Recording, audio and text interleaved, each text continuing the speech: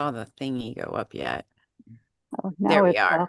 Yeah. All right, so there we are. Welcome, welcome, welcome, one and all, to Sorting Soup Book Club. I am so glad that you have gotten here with us, if you've arrived.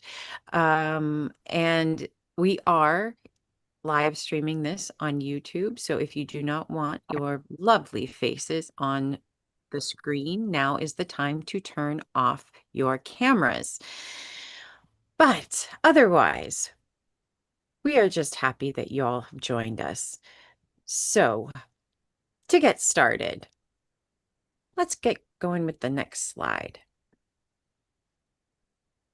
All right. Hi, everybody. My name's Cecilia, and I'll be facilitating this bad boy today with my friends, Beth, M, and I don't know if Dr. Melissa is here today or Dr. Chris, but we'll see what we've got.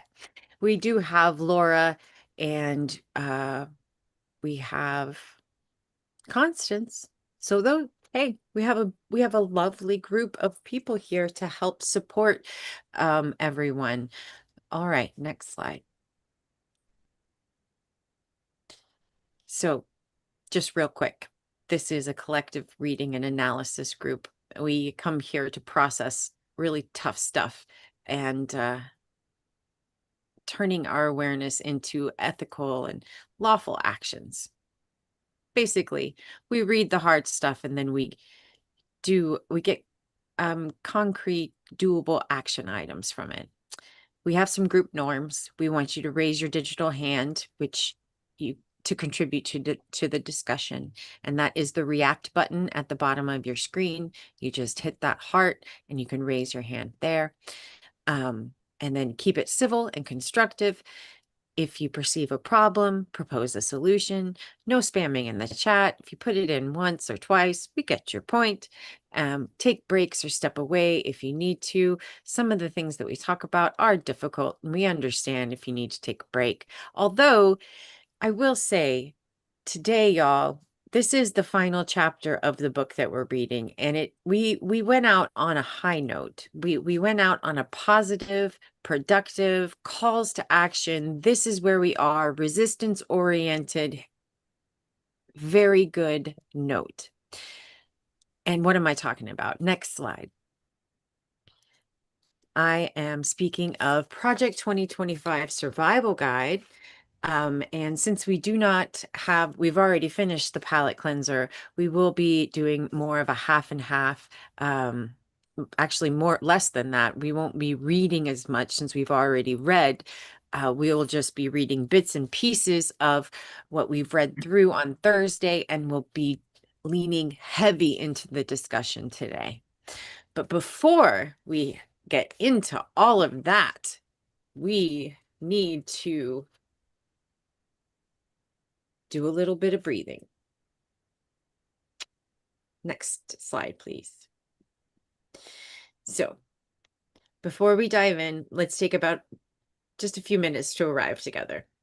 If it feels all right, you can close your eyes or just soften your gaze on one spot on the screen. Let your body find a position that feels supported enough for you to let go a little. Your feet on the floor, if that's available, or any position that feels steady. Let your shoulders drop away from your ears.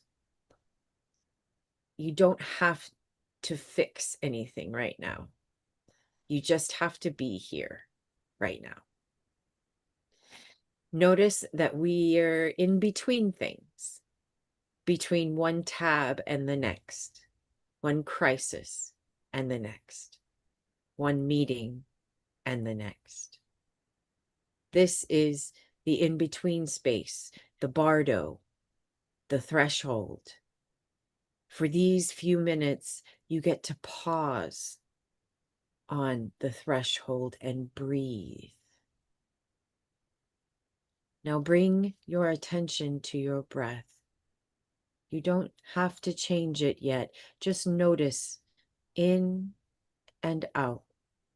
Air coming in through your nose and leaving your nose or mouth. Notice the rise and fall, chest, ribs, belly. Now we'll take a few rounds of slower breathing together. I'll count in my head. You just follow the rhythm that works for you. Gently breathe in for about 4 and breathe out for about 6. In, 2, 3, 4.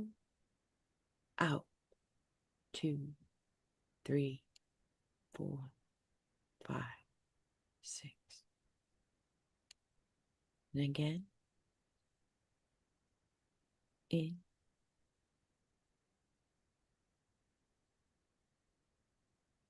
out.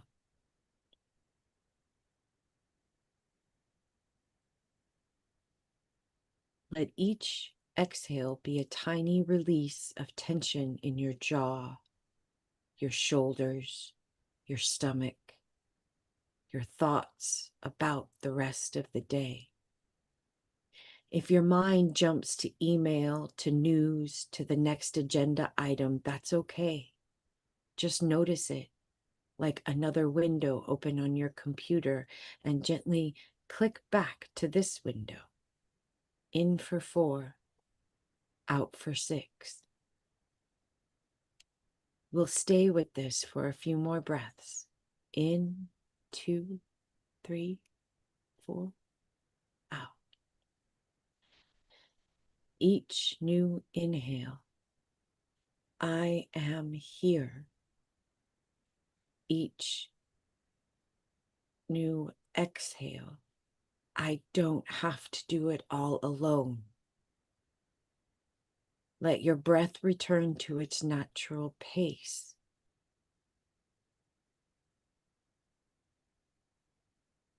Notice your body in the chair, your hands where they're resting, the contact of your feet or your legs, the support underneath you.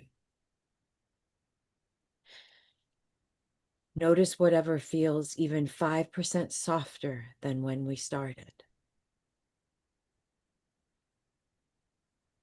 When you're ready, begin to invite a little movement. Wiggle your fingers and toes, maybe roll your shoulders or gently move your neck. If your eyes were closed, slowly open them or lift your gaze back to the screen. Take one more ordinary breath.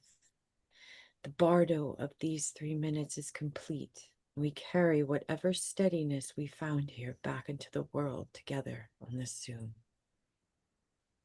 Namaste.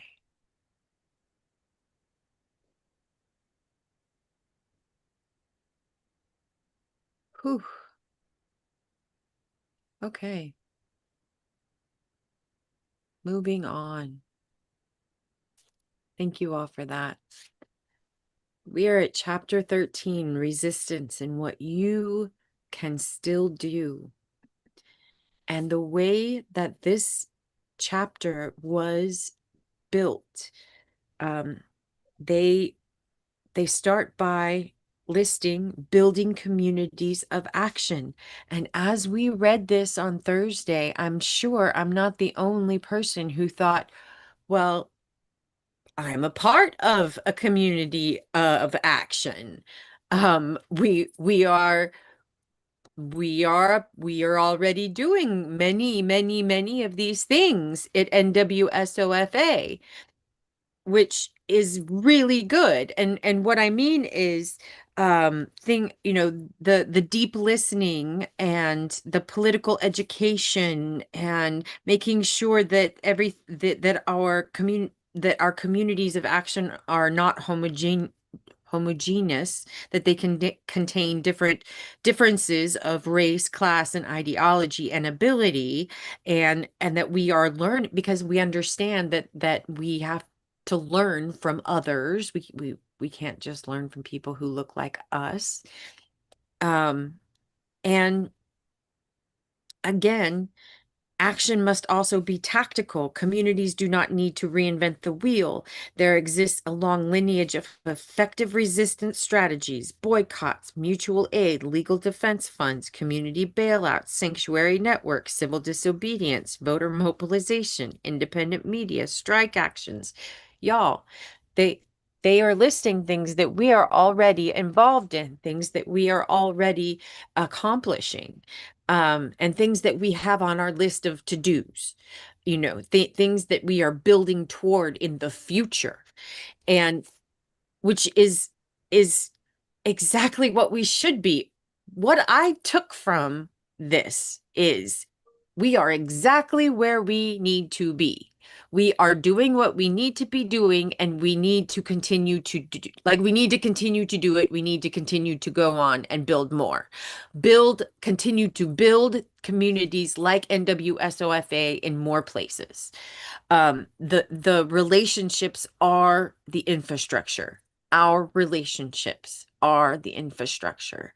What we are doing, what we are building, the networks, what we are building, helps teach others and helps build out and beyond us. Yes, Bruce.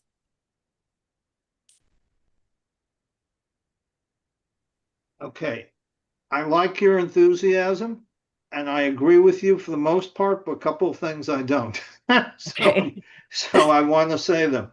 Number one, on the boycotts, and let's face it, Amy has really been pushing this at Coffee and Conversation. But in my opinion, it's not well organized between the different groups as to what to boycott and to make it known. And what I can think of is from my youth, the boycott of grapes, which really was successful with the farm workers in California. That was something that was very successful, very well organized. So although there's some boycotting going on, we know about Target, we know about Avella, we know about Tesla, we know about a couple of others. But the bottom line is some people are boycotting Walmart, some aren't. Mm-hmm. Amazon, some are, some aren't. The groups in the pro democracy movement, I think, need to get organized and pick on ones that are realistic and keep at it a little more. Two, and I don't know how much I would advocate this, but they included civil disobedience, and I haven't seen much of that.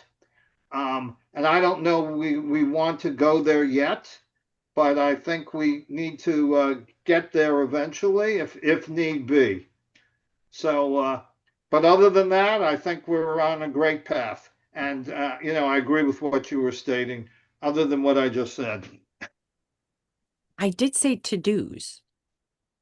There was Okay. a to-do list, but thank Well, you. I agree. Thank you for pointing those out. All right. But yes, I agree. Like, we have much to do. And yeah, as for the boycotts, I agree with you. I think that the strategy itself, without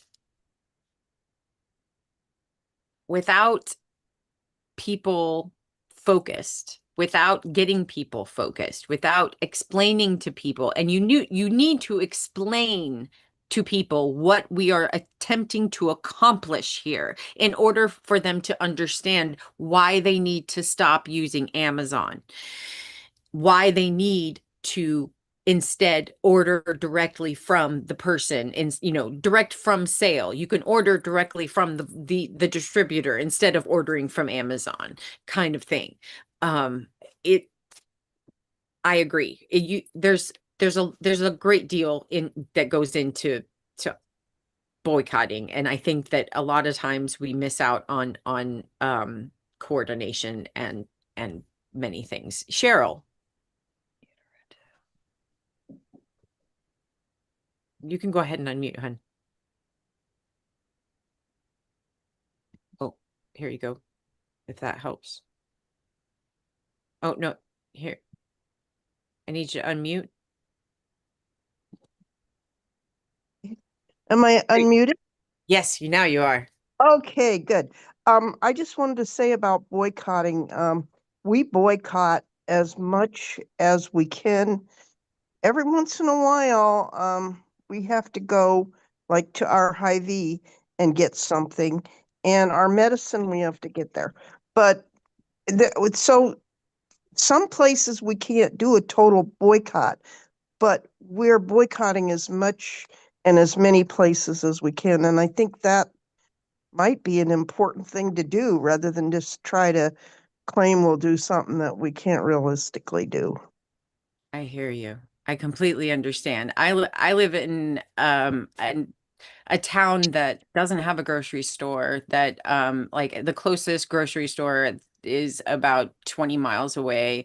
And I yeah, if I get it. I completely understand. Robin, Hey, good evening, everybody. Boycotting. I'm boycotting Amazon. I haven't bought anything from Amazon. Walmart. I never really did shop about it, so now I absolutely don't go there at all. Target, I don't. But Whole Food, I was trying to buy Whole Food and Trader Joe's, but I couldn't do that because I couldn't find the items that I was looking like. It's a turmeric, it's a root organic. And actually, even at Whole Foods, it was $16 a pound there. Okay. So, and then I ended up buying, I love their organic beets, chard, Colorado, uh, all that kind of produce. Okay. So, I ended up buying all that stuff. So I don't know. You guys said Whole Food also we have to buy because they're part of the Amazon or something. they are. Yeah, But, they're Amazon. but maybe I'm looking at now raised beds. Maybe I'm gonna grow all my own stuff and then I don't have to go there. Trader Joe's, I love their organic chicken there. And I actually don't even get it from Costco. I mean, Costco organic chicken is not, it's not free range, the way they raise their chickens. So I stopped buying completely from Costco, any of their meats. So I know Amy said that we should look at local uh, suppliers. So I don't know even for meat. Where could you go? And if you do go, and I know there are small stores, but they are so expensive. Yeah. It's way, I'm not going to spend that kind of money buying meat. I mean, I'm not a red meat eater or anything. It's basically a chicken, and once in a while, maybe it's lamb meat or goat meat, on special occasion that way. So, but anyway, those are my two. I am all for boycotting because that is where you can take the power away from these corporations. Yeah. When in India, when they driven white, the British, this guy Gandhi, what he did was with the salt. Look, I mean, if the clothes he started wearing before was wearing tie and suit, he started making his own with the cotton, and he would wear just a plain dhoti, and that's how he got all Indians behind him. So, boy, yeah, it has a big power. Take away this. Once we take away money from them, they are nothing. That they are what they're doing because they're taking all our money, these people, our Okay. tax. Yeah. So that is just Okay. bye. Thank you. It's Thank you, just Robin. thank you. Kara, you're up next. Hey, good evening. Um, I I love this. I love the last chapter the best, right? My positive nature comes out, but I do think we have so many successes, um, and that we are building towards something, and that we are going to win. So, one of the things, even when we were on the call this afternoon with Beth's birthday, saying happy birthday to Beth, it came up to me about, like, there's so many people trying to talk to like MAGA people and convince them of something, whatever. And I just would encourage people to think about spending your time, instead of doing that, to spend your time with all the people who are uncomfortable, who are on our side, even like people who even voted for Kamala, who are so strong, that are still not engaged in doing anything. And think about, how do you pull them in? How do you pull them in with one little thing for them to do? One little invite to a rally. Just come to, you don't want to go to the big one? Here's a small one. Will you do some will you just put stamps on these postcards I wrote? We just pull them in just a little bit and help them get more and more engaged. And I think that time is better spent. We need people to be phone banking and knocking on doors and stuff, and that's not going to be their first step. Their first step is something easy. So think about where you're spending your time and what strategies are really going to work. Thanks. Thank you. All right, Constance, you're up next. Yeah. I'm unmuted. Okay. So for those who are thinking about the wisdom of boycotting and need a little push, you might want to visit Scott Galloway's Resist and Unsubscribe movement, which asks you to ditch Amazon, Apple, and Netflix to oppose Trump. I haven't wanted to ditch Netflix because I didn't want them to be in a less strong position going up against Paramount, but that may be moot at this point. But he does have a podcast. I think if you I'm trying to find it in this Fortune article. I think it's called Pivot, but you just Yes, he does. Pivot. Do you recall that? Yes, Yeah. it's Pivot. Yes. Pivot. Okay. And he's with very Swisher. He's very compelling. I've heard him speak on a number of occasions, and especially I think he talks very convincingly to men. He seems to have their kind of zeitgeist down pretty well, and he's been very critical of the manosphere and that sort of thing, but he explains it very well too. But anyway, back to protesting with your wallet. He is, I think, very convincing if you want to try to understand the kind of the rationale behind it and how to do it. And I can't explain it any better than that because I haven't dug down deep enough into his podcasts or his writings myself, but I have heard him speak and he's very impressive. Yeah, I also have heard him speak, and he makes a point when you are within Apple and you use Apple products, and we've talked about this during Coffee and Conversation. It is really difficult to stop using Apple products. They've made it that way. Right. But what you can do is you can stop paying for Apple One. You can decide, I'm not going to pay. It sucks. Okay. It sucks. It means you have to give up your music, and you have to give up, you have to give up some things. You have to sacrifice something, but you can do these things, and it does make a difference to their bottom line, and they will see a difference.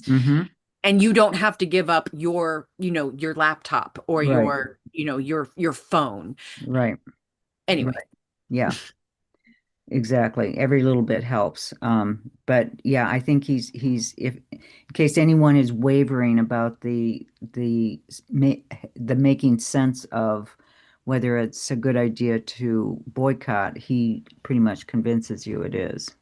Yeah, he does. And incontrovertible truth. Hey, Dr. Melissa, I'm so glad you're here. Oh, Me Yep. too. Thanks.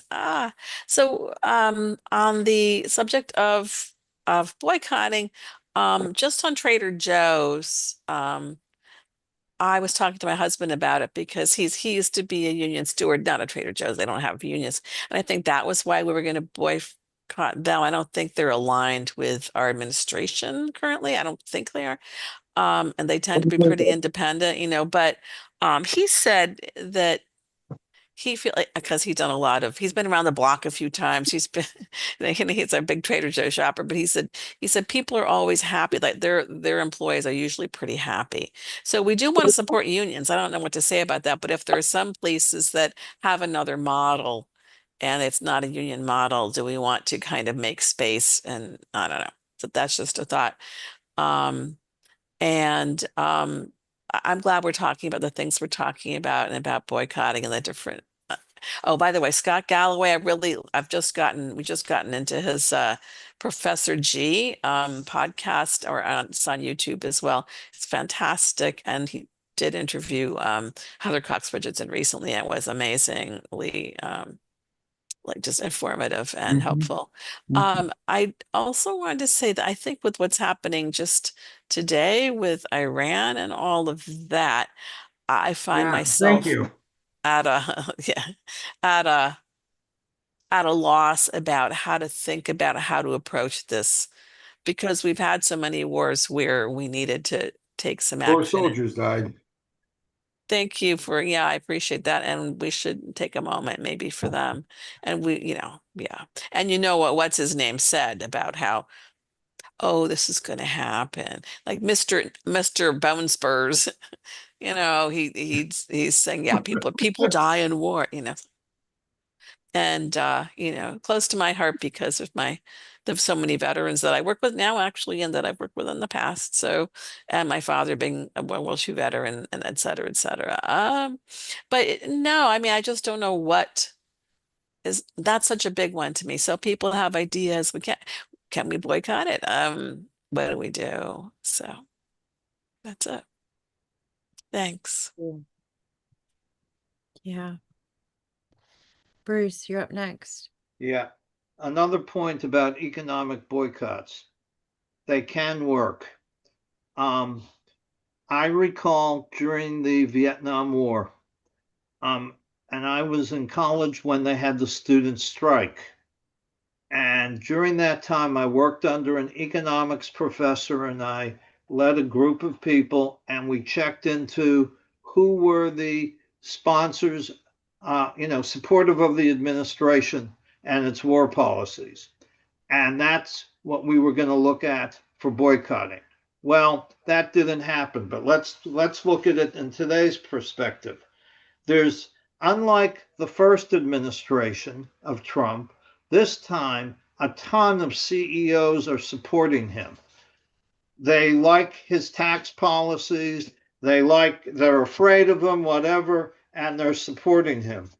I don't know to what extent Galloway or others have researched all these companies that are supporting him, but that's what we need to find out because those are the companies, if they know and there's an organized boycott against them, and it could be a lot, but I think that could be effective. And because if it hurts them in the pocketbook, maybe they'll take a second look.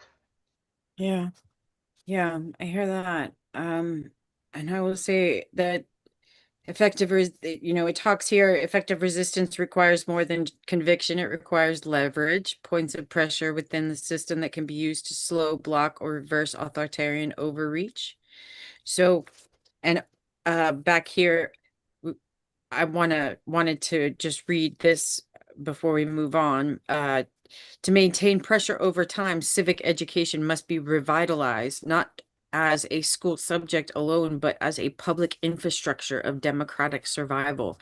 Project 2025 benefits from a population that is confused, cynical, or misinformed.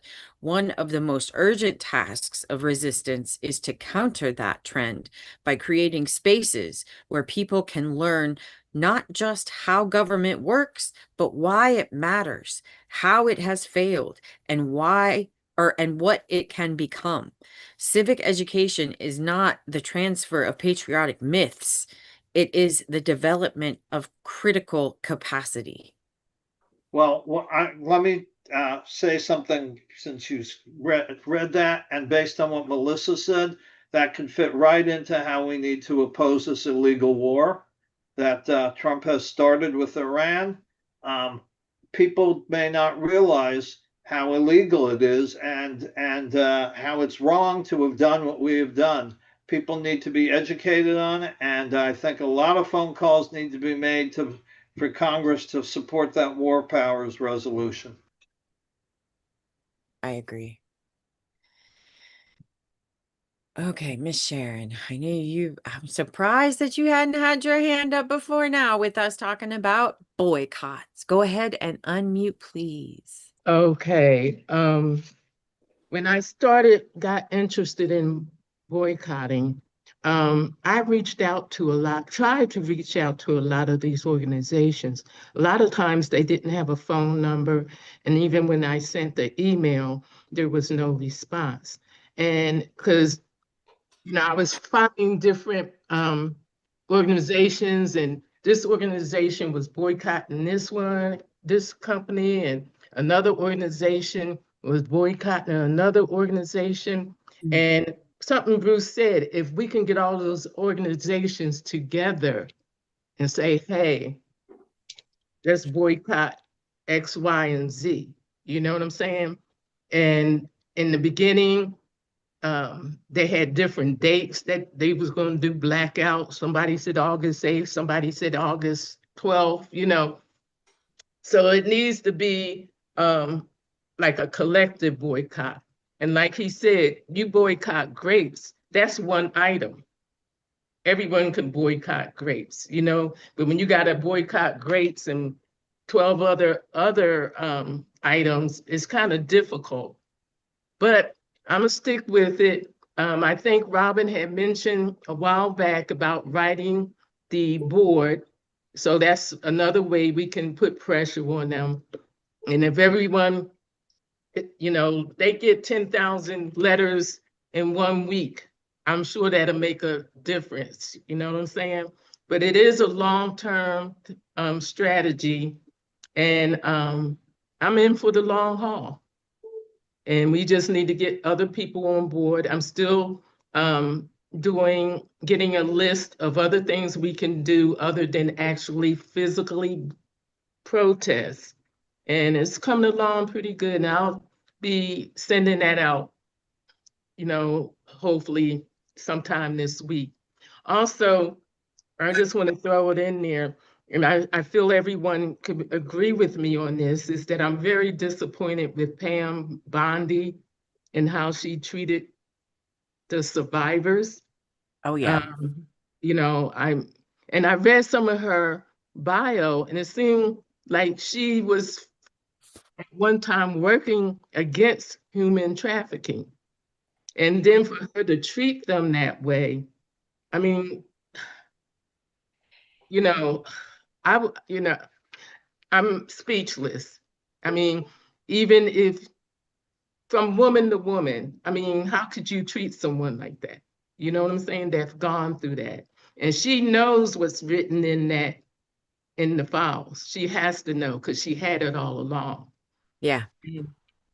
I want to, every time I mention something, they say you got to own it. So, and do it. But I think that we need to collectively, as women and men, especially women, write her a letter letting her know that we're not content with how she handled the survivors.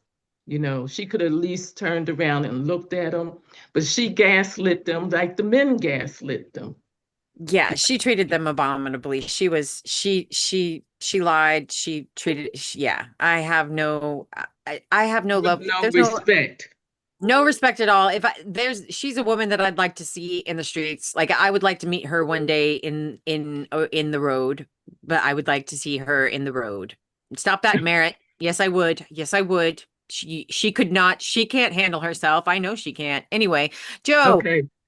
Thank you. You're up next. Hi, everybody from South Carolina. I just want to say it took me, be patient. It took me about a year to replace my sources when I started boycotting, but it'll come along. I think I'm about 90% there, except for one thing, and it's environmentally friendly cat litter. The only place that sells it is Walmart. And to keep myself from spending $50 walking in the door, I used DoorDash, and I live in the country. It was $3.50 to have some guy walk that 40-pound bag to my door. And I don't spend $50 at Walmart anymore. I just spend 30 What kind on of litter cat do you litter. use? World's best. I use Catalyst, and they like mail it to me, and it smells like wood chips. It smells so good. Cool. Yeah. And Oh, that's cool. it's pretty good. It's like, Catalyst. yeah, it's it's very good. All right. Friendly. What's that? It's all the friendlies. Environmentally friendly, Yeah, it's biodegradable. all the Yeah. friendlies. Well, But I'll check anyway, that out. But be look patient. into it. But yes, do. The other thing I want to talk about is um, uh, back to the last chapter of our workbook. Um, Ezra Klein said something that I'm like, oh yeah, it set off a light bulb. He was talking about Paul Wellstone and how he had apparently gone to college or was in the same, I'm not sure, but he talked so highly of Paul Wellstone. My point is, Paul Wellstone was always like that. He was like that with everybody. And I think that relates directly back to the book because when he talked to people, he talked to people on the other side a lot. And I was around him a lot at that time because my father was a campaign manager for several politicians. But he talked about the collapse of the Soviet Union. He talked about the LA riots. He talked about party dynamics. Hello. So just, I think we need to focus on that. Just relating to people. He was the most relatable person, I think, that one of them that I've ever met. And be more like, attach yourself to someone who is like that and emulate their behavior. All right. All right. Well, thank you, Yeah. Joe. That was, And Trump, Trump, he was popular because he was in front of everybody. yeah.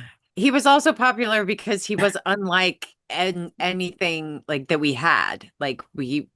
And so people thought, ooh, So we just need to be in front of everybody, but not be right. like Trump.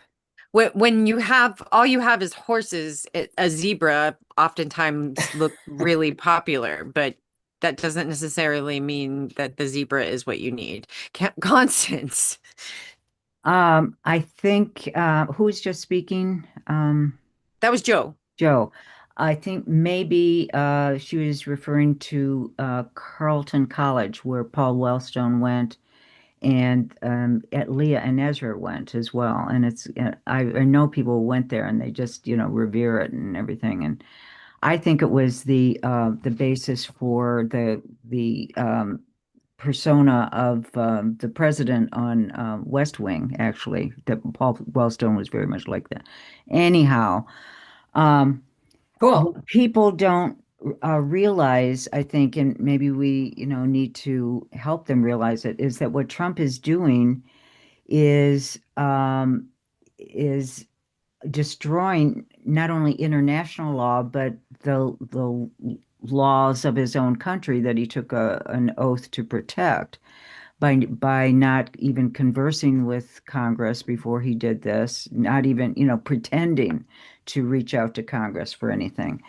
And uh, that's dangerous. That's a very dangerous thing to do. What he's creating is a law of the jungle sort of approach to foreign policy, and he doesn't think it would ever blow back on him. But it's basically what he's saying is that any country with an air force and bombs can go in and bomb the Capitol and take over the country and depose a dictator. Well, we have a dictator, I would hope somebody would might think of that. But in any event, Trump obviously believes he's above any kind of accountability. He can do anything he wants. And I think for those who are not convinced, who are Trump still adjacent, we have to convince them. And I did this with the person who cut my hair a few days ago, that by destroying all rules, it creates an almost impossible situation for civilization to take place. And she was one who was kind of saying, well, it had to be done. Somebody had to do it. But Mhm. there are ways to do those kinds of things, and there are ways not. And he took the ways not approach, and we're Right. poor off for that Good. because now our guardrails, our protections, they're all kind of flowing away in the age of Trump. And it's we can't have that. We can't let that continue. Yeah, Um, the sledgehammer versus the scalpel. yeah, exactly. So, I think, I plan to explore that a little bit. I know it's worked with people who have responded to me on from my Substack articles, and they said that they practice sort of this approach in college of trying to pretend, pose a certain situation and plan out all the consequences of it. And this person said that one of my pieces helped him see something that he wasn't able to see when they were doing that exercise in college. Anyway, Oh, I'm just saying that if we try to open up people's minds a little bit about and just ask questions, well, how would you feel, if we had no international laws or anything like that, and probe that a little bit. It's one of the things we have to do. I also would ask us maybe to, because the text calls upon us to be able to be better spokespeople with other people who are confused about things. And if we could kind of put in maybe the chat or something, those sources of information that we rely on, and maybe, that would, you know, encourage others to look at them as well for whatever. sure. Yeah. Okay. Mhm. All right. Thank you. Dr. Melissa, you're up next. Oh, need you to unmute though. I thought I unmuted. Okay. Um, oh no, I muted again. Yeah, I guess my dishwasher was going. All right. So, I on Netflix, I have a cousin who works on streaming, who's aligned with us, who works on streaming for Netflix. And I think I want to just check in with him and see where he feels things are going, because that might provide some more information. So that's I'll try to check in with him. And just in general on the war effort, I mean, I guess we used to protest. I mean, I think, the chemical companies or whoever supports the war effort. And I think the problem with the war is that we've had so many wars that were kind of illegal, like the other, the war in Afghanistan and the war in Iraq, the weapons of mass destruction. And we just weren't able to get anything going about that. And then, and it was, I think not, I think it was decided, behind the scenes that they would do this. And, yeah, so it was bad. So what do we do? Still thinking about that because it's just new and it's still a shock. But it seems like there's been an onslaught of these events where it wasn't declared by Congress. We're not, so right. Yeah. That's Yeah. everything. Yeah. All right. Thanks. Okay, Robin, you're up next. Oh, unmute. There you Yeah, go. I mean, Constance said a lot about, and Dr. Melissa, she did about Trump, how he's being a dictator. So you have to look at his childhood, what happened to him. He is a totally psychopath, and he learned from his dad also, what his dad taught him. He said the weakness is a something I forgot what he said there's no um, you cannot be weak in order to grab what you need. Yeah.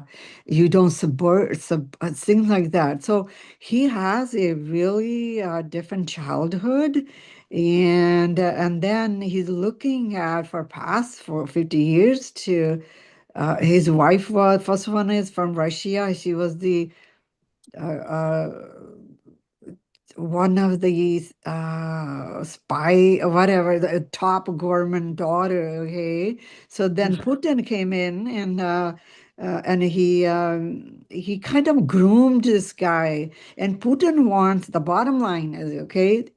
Putin don't like America to be a number one power in the world. His motive is to defeat America, make it really weak, and by dividing people, which he already been very successful doing that. Mhm. And the Trump, but when he came in during the first term, he wasn't that bad. He had a lot of guardrails. There were a lot of good people in the cabinet that what they won't let me do let him do what he wanted to do. But then Right. he became more smarter when he came second time. Then they have this 2025 project thing, and he's following A to Z from there. Okay, he Right. dismantled the DOJ. What is that? That little Robin, girl. honey, What? Yeah, we know, hon. We read the yeah. book. Yeah, I know. So what I'm saying is he wants to be a dictator. So what are we going to do? I know we talk about it here. We will have a rally, but if this Robin, what? stop. We just went through the best chapter that just Jesus. told us all the stuff that we're doing. Okay, sounds good. But the thing is, We look, just went through all he of this just stuff. Like he this one right here says legal readiness. So, and media, like make sure that you have media and narrative capacity, community defense, educational infrastructure, political continuity mechanisms. Like we are creating the infrastructure and all of that. And that's the next step. That is all of the 2.0s, like Kara is the vision forward 2.0.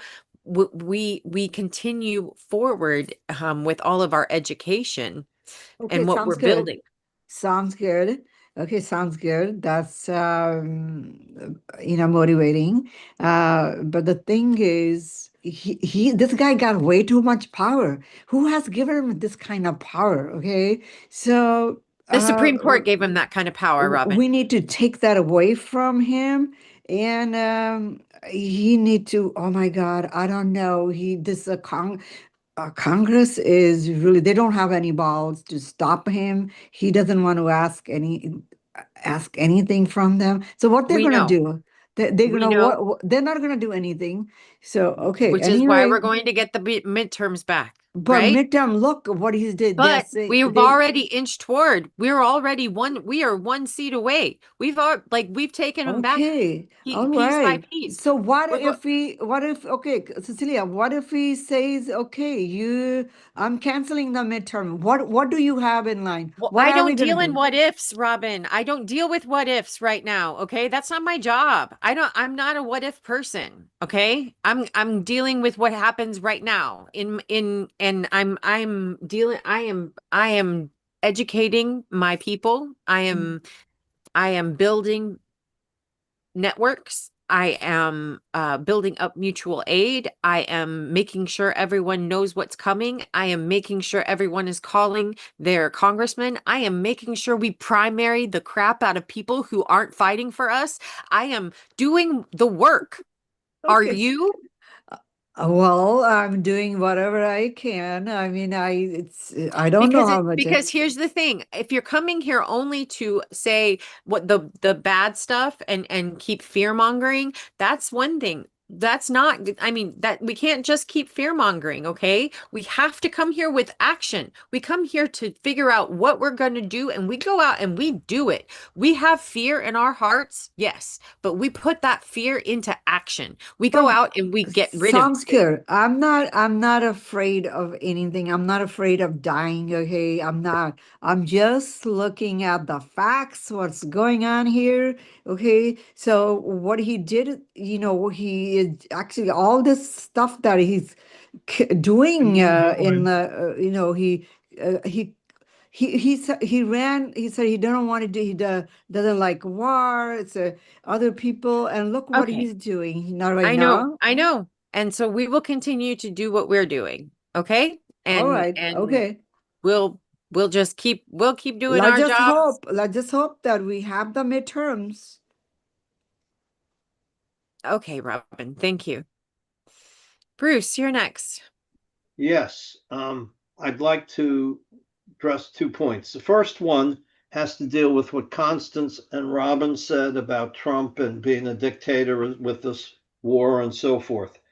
Timothy Snyder, who you know wrote On Tyranny, 3 times I read yesterday different articles he wrote where he talks about this is an example of Trump bringing us towards a transition to fascism, that he sees, acting unilaterally. I want to discuss this more tomorrow, but I just want to say I'm in agreement with them in terms of this is him exercising dictatorial powers. But in terms of what Robin's concern is, and I have brought this up before, with that executive order that may come down, that he's hoping to take over the elections and all, which goes to her question about are we going to have midterms and all? We are ready for that. There are people like Mark Elias, there are people like Norm Eisen who've talked about this, and they're planning on getting ready. The Democratic attorney generals, I've said, if you live in a Democratic state, get on top of your Democratic attorney generals. They're supposedly having meetings among themselves to how to deal with all these scenarios that they can think of that Trump could come up with in order to fight him. So we do have people on our side, and that's the way it's going to go because Trump does not have that authority under the Constitution with regard to federal elections. So there is hope if he tries to do something. Those are the voter defense mechanisms that we need to get into place. Exactly. Strategic alliances and emotional and psychological resilience being part of our toolkit. The toolkit that they put together was pretty cool, and we posted it in the chat. It was altogether it came out to be a very good toolkit for resistance. Yes, Merritt. Yes. You were very patient. Not really. I know. Anyway, Cecilia, first of all, I got a whole list. I want to make sure that you know that when I was like, I don't know, reacting to Pam Bondi, the witch with a B, I know I can't say it because I like to say the C word too. But I know, me too. I know. Oh God, give me a break. She could have sat there and turned around and honored these women. Come on, give me a break. So I want to clarify that. Okay. So Bruce, God damn, my age brother. Oh my God, I was in college too. We had a march on Washington on the Vietnam War. Hundreds of thousands of people went to Washington. Right on, brother. And we protested every weekend. So Pam Bondi, and then my birthday sister, Beth. Oh my God. What a Friday it was for me. My family came in, it was great. March on Washington. So getting back to Vietnam, we boycotted Dow Chemical. We boycotted every napalm in Vietnam. Come on. And it was a really scary time. I'll tell you, this group is a small group, but I had high school people that I played football with come back in bags. And we have to realize that God bless America, wars are wrong. So anyway, that's the fourth thing. March on Washington, yeah, birthday. What can I say? I really appreciate the group and thank you very much for listening. Thank you. I appreciate you being here. And thank you so much for everything you just said. Beth, your Merritt's sister from another mister. Yes, happy belated birthday, Merritt, fellow Pisces. You are a Pisces, right? Yeah, I believe. I don't know when the deadline is. So speaking of boycotting companies, um, we've not been mentioning a lot of companies besides like Apple and stuff. Like what about the people who make detergent and things? And are we boycotting China while we're boycotting our own products? And I hope not, because I got this great detergent and and it's like $6 for 40 sheets and it's enzymatic and it's from China. And let me tell you, you guys saw me folding clothes. My clothes have never been so soft. And you just take a sheet and you throw it in, and you don't have the big, huge plastic jugs, and you're not supporting, whoever makes the detergent here, because I'm sure that they're all giving to, the those people, the maggots. Yeah. I already use a sheet brand, but I don't, it's called Earth Breeze. I don't know. This is called Cube Flow. Hmm. I don't know. There's 9 ingredients. It smells good and my laundry's soft. So Well, that's wonderful. Thank you very much. just to lighten the mood a little. I'm sorry, Beth, what was the name again? It's called Cube Flow, like an ice cube flow. It's lavender. Ooh. I was going to say something else. Oh, I understand Robin's frustration, because every day in my head, I'm like, what can we do? What can we do? What can we do? But then my reality sets in and I'm like, we're doing it. We're doing it. We're doing it. So I think, Robin just has to remember, like, because I know she goes to protests and I know, she makes the phone calls. And so, she's doing it. She's not doing anything. So I Right. understand the frustration, but the repetitive questioning, like, what are we going to do? Kind of gets in our brains a little bit, I think, and gets frustrating to hear. Also, I think it gets in your brain, Robin, and you can psych your own self out, and that's not good for your own mental health. We don't need to be thinking like that. We don't need to manifest that stuff. What we need to do is keep our eyes on the prize. We need to focus on what we can do, on a daily basis and on a weekly basis in order to facilitate change. And the facilitating change in our own personal lives, in our own, neighborhoods, in our own states. I mean, that, can think of it kind of like a layer system, how you facilitate change in your personal life, your family, and then your friends, and then your neighborhood, and then, go out a little bit more, and then go out a little bit more, and then go out a little bit more. You know what I mean? All right. Kathy? Hey, I wanted to give Robin something positive to do. She needs to write just a 1-sentence affirmation, like, I am doing everything I can and it's going to be okay. Literally. Write it down in the morning, write it 10 times, write it 1 time, repeat it 10 times, but it will slowly start to change your mindset. And I also wanted to tell you, I don't know if Robin has Substack or not, but it is worth doing to get Substack on your electronic devices. And you don't have to worry about a lot of interference from MAGA people. I haven't had that experience, at least for myself. But last night I came across this amazing 30-something girl, and she put everything in a positive perspective. And one of her little flips was about the midterms. And I had been, you have your ebb and flows where you kind of start to get negative and you think, well, I'm doing all this stuff, and then kind of creeps in again. But I want Amanda to follow her if she's on Substack or anybody else, because she's very positive. And her handle is Amanda, Amanda, mild, MILD, takes, TAKES. I know her. Yeah. She's very positive. She's very logical. She's very smart.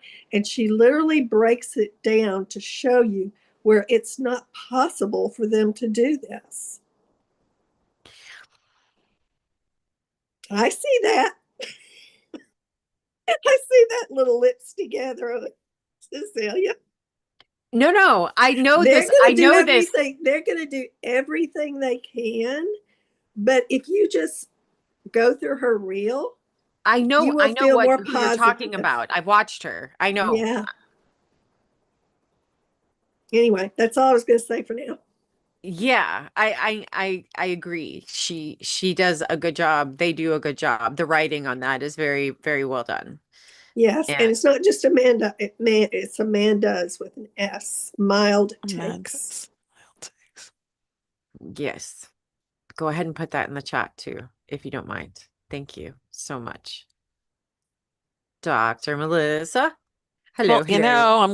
I'm gonna rain on the same parade as Robin. I think that it's only natural to have these concerns and worries, but I agree, Cecilia, that can just get us very anxious, and it is necessarily action oriented. I think that I'm keeping an eye out now because of the new war movement here, and because of the new war, that is this going to be an excuse down the line to declare martial law or to restrict our freedoms here? And so it's just something we have to be aware of. I think that oh, someone really nice just spoke, and I've forgotten now who it was, so I'm a little distracted. But it was great to hear that the things are in place, and that there are ways to offset this. All the AGs are working on it, and I believe that, and that's great. It's just we have to look to see if there's any other movement, and be prepared to take some action or evasive action to prevent Yeah. that sort of declaration. So we'll see what Yeah. happens with the war. We have been, okay, for a year now, I kind of have been saying, but I haven't been saying loudly. And now I'm going to start saying louder that we need to really start focusing on bail funds. Like we need to start focusing on how, like getting our mutual aid network set up like making sure that we have our local like make sure you have a doctor available in your within a 50-mile radius, like just an area, just in case, y'all, just in case, because you never know what's going to happen. What happens if electricity goes down and and what doomer logic, whatever. But my point is, like, when you have all of those logistical nightmares already planned out, right? When you get your veterans involved and you know where they're set up, and so you have an idea of who you can count on and who has back, when you know where people are in their where they are in their journey up along all of this, in their resistance journey, you can set this up in a tactical and strategic manner. And guys, we're there. We are to that point. We're to that point where we need to have it all laid out like that. Okay. Did Dr. Melissa, are you finished, or did you want to finish up? Oh, yeah, I wanted to say I think also lawyers, but I thought you said mutual aid, but also that the bail fund is that we need a bail fund, especially if there's any, because Bruce had mentioned, um, civil act, taking some civil action or civil disobedience, and people have done that in Minneapolis when they were blocking and it was very dangerous, obviously, so. But yeah, either way, you don't have to be civilly disobedient. You could just be at a protest. So it would be good to know where your lawyers are, where the ACLU is in your local area, and to have a bail fund. And I don't think Indivisible has that yet, but it would be great to. I'm not sure how to set it up, but it'd be really great to do. I agree. I agree. Thank you. Okay, Beth, you're up next. So a step beyond that, Melissa, and that reminded me about the community mapping. And I think that it was the Women's March that did that series last year about the community mapping, where you need to kind of, I know this is kind of doomsday-ish, but like, get these people in your circle, like, a nurse, an attorney, a mechanic, a farmer, people who are good at different stuff. Right. So that if it comes down to it, we can barter our services, or possibly have to live together in a commune. Dr. Chris, I'm coming to San Antonio. It's too hot down there. Make her come up this way. Okay, well, she could go up here then. But yeah, just, have all those people in our corner just to depend on, and then whatever we're good at, offer that service too. And I mean, hopefully it'll never come down to that, but you never know.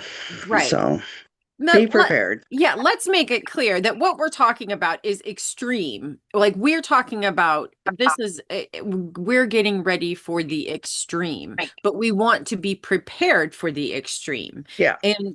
And this whole thing, the open source and collectively maintained toolkit, was trying to create a resistance toolkit, which we have put into the chat for you.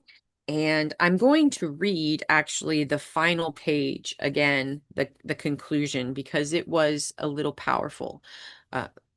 And I'm being kind of underestimating. So I'm going to read that.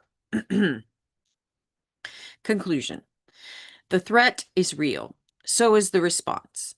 This book began with a warning. It ends with a choice. By now, you've seen the full scope of what Project 2025 intends to do, who is behind it, how it's structured, and what the consequences would be if it were implemented. You've read the breakdown of its attacks on civil rights, education, federal agencies, the press, and the very foundation of democratic governance.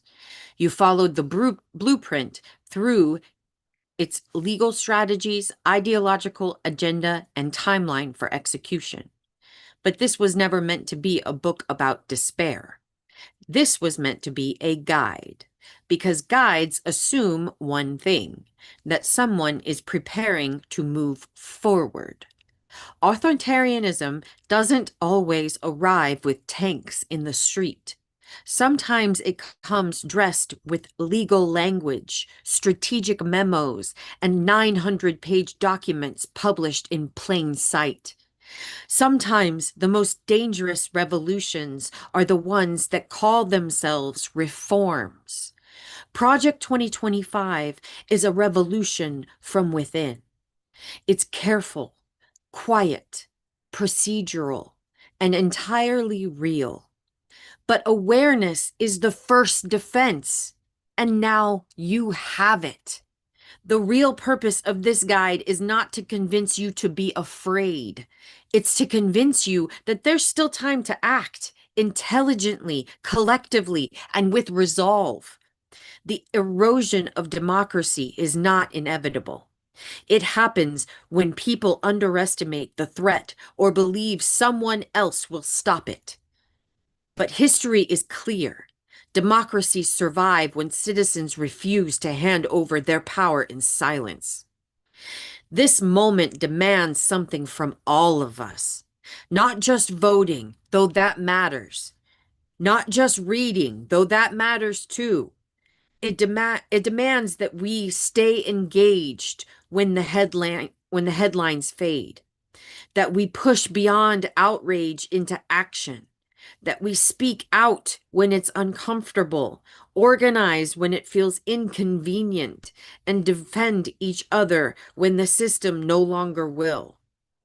No single person will stop Project 2025, but millions of people acting with clarity and purpose can. So carry this guide with you, not just in your hands, but in your conversations, your classrooms, your meetings, your communities. Let it be a reference, a reminder, and a starting point.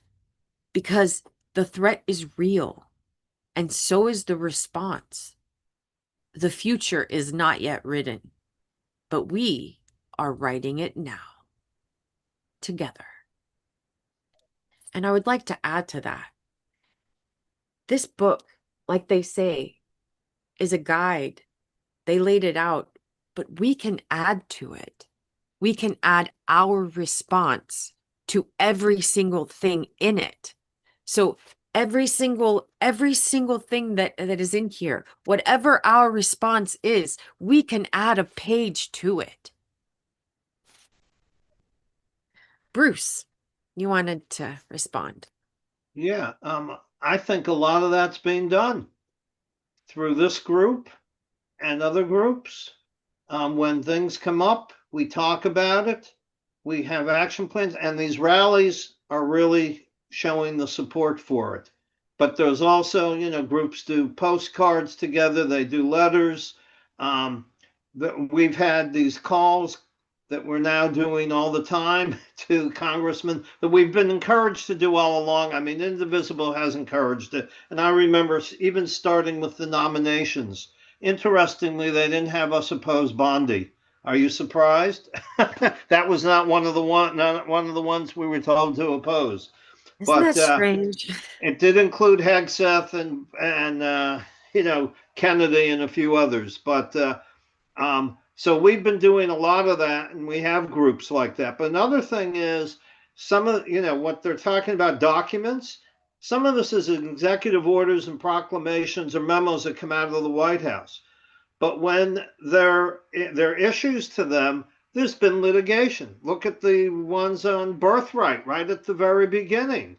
So we've had lawyers, the ACLU, Mark Elias with Democracy Forward. I'm not sure if he's Democracy. He's Democracy Docket. And there's Democracy Forward as well, which is Norm Eisen and Jen Rubin. I mean, and there's Crew. There's a whole bunch of groups that have been fighting for us. And on environment, Earth Justice, and the Sierra Club, they've been working on those. So the bottom line is we're not lying over and falling dead.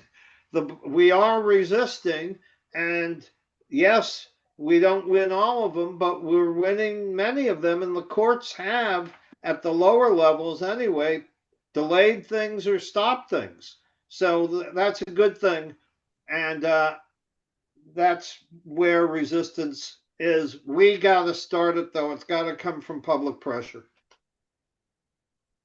I agree. I remember there was a time that, yeah, that's what I thought. Okay, so they averaged 3 court cases a day solid last year.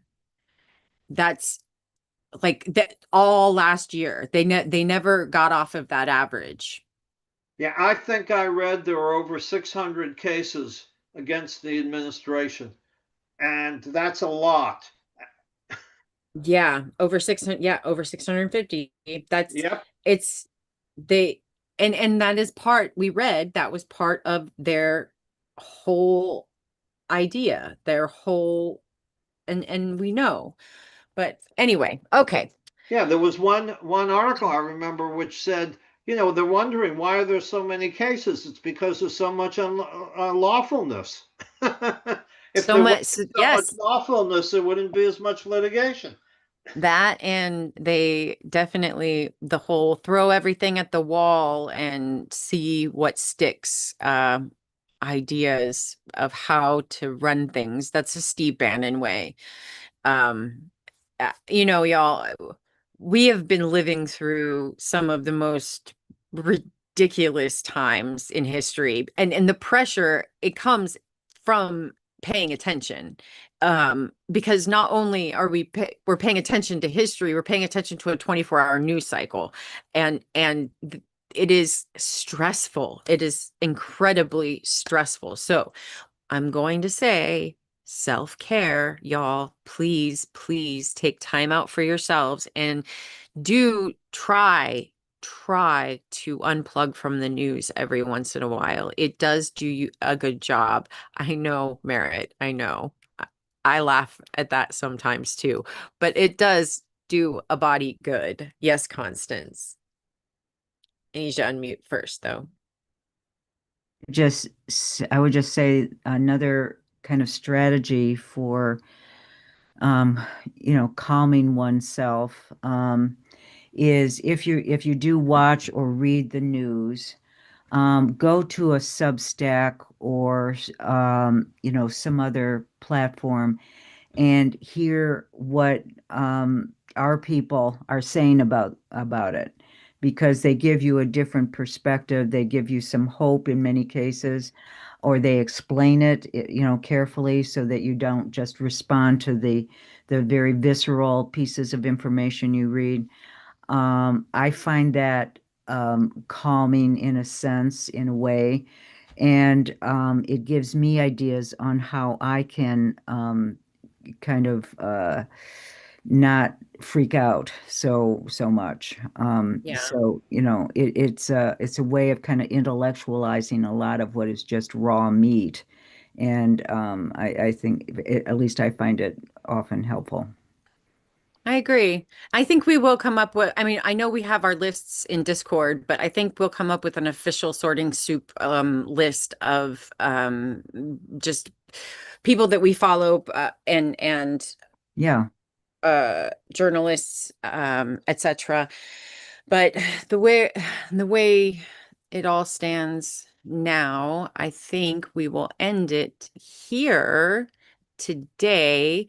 But before we end it, though, I want to talk about what's coming up. I do want to say, because next week, of course, we end Project 2025. We've ended our book club. So next Thursday, we go back to our regular iteration of Sorting Soup. It'll be Sorting Soup Season 2, and back to where we go through the week's news, and just kind of talk about what bubbles up, and whatever it's really what y'all want to talk about the most.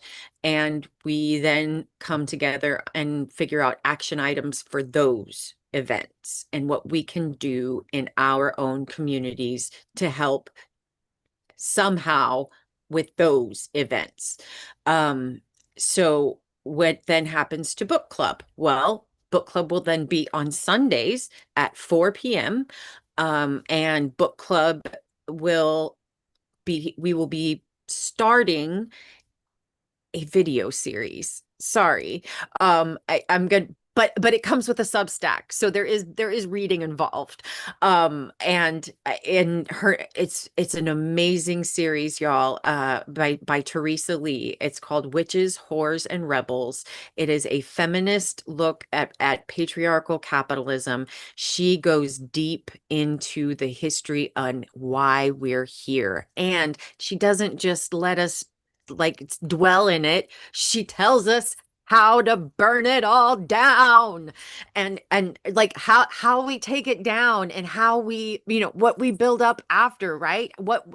This is what we're looking for. This is the next step. What comes right after Project 2025. So I hope y'all will come with us and join and enjoy. And so oh, wait, hold on. Oh, Carolyn, yes, the video series. That is so sweet. Carolyn is offering to buy this video series for someone who can't afford the $9.99. That is okay. So here's the thing: the video series is $9.99. So if y'all that will give you access to her complete videography and her Substack. And Carolyn, thank you, Carolyn. That is very sweet. Yeah, Nora, it's kind of like you're buying the book to be like going like for book club. It's $9.99, but you're not buying the book. You're buying her entire videography, the entire video series, and you're buying access into her Substack. So it's $9.99 for all of that. Did I answer? Did that make sense? So it's not, but I'll give you much more. Obviously, I'll give you much more information on Thursday, and I'll send out an email about all of this as well, and I will be talking about it all week next week on Coffee and Conversation. All right, guys. With that, Bill, I hope you're still here because you are the host, and you will need to turn off the YouTube. Bill, where are you? And He's lost. And we are turning it off. Okay. All right. Thanks, everybody. I Bye, Bill. appreciate y'all so much. Thank you so much. Thanks. Thank you, guys. Have a End of great an era. day. Take care. Bye-bye.